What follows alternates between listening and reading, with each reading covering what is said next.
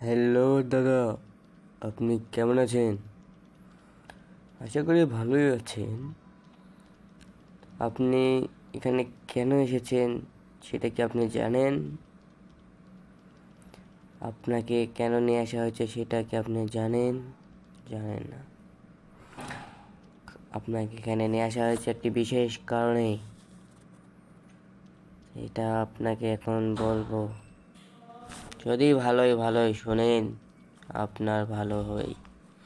আর যদি ভালোভাবে না শোনেন, আপনার কঠিন পরিণতি হবে। আপনি কি আমাকে চেনেন? আমি কে? আমি হচ্ছি কাজল দালাল। আমার একটা দালাল গ্যাং আছে, যাদের বললে আপনাকে উঠায় নিয়ে বুড়িগঙ্গায় ভাসায় দিবে। আপনি জি ভাই, আমি বুঝতে পারতেছি না আমাকে এখানে কেন আনা হয়েছে। তবে আপনি যা বলতে চান আমাকে বলেন, সমস্যা নাই। তবে কাজলির ব্যাপারে কোনো কথা বলবেন না আমার সঙ্গে।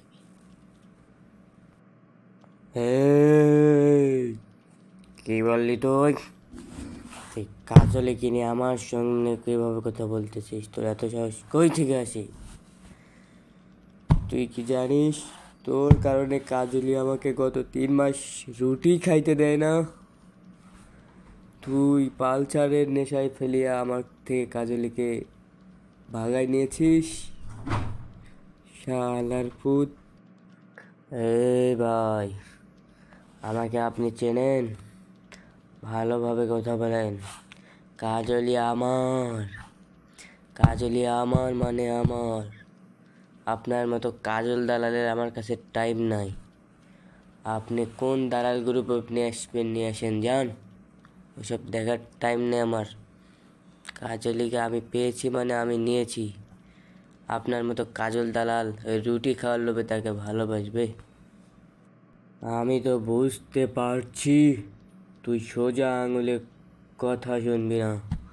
তোর জন্য উপযুক্ত ব্যবস্থা আমাকে নিতে হবে।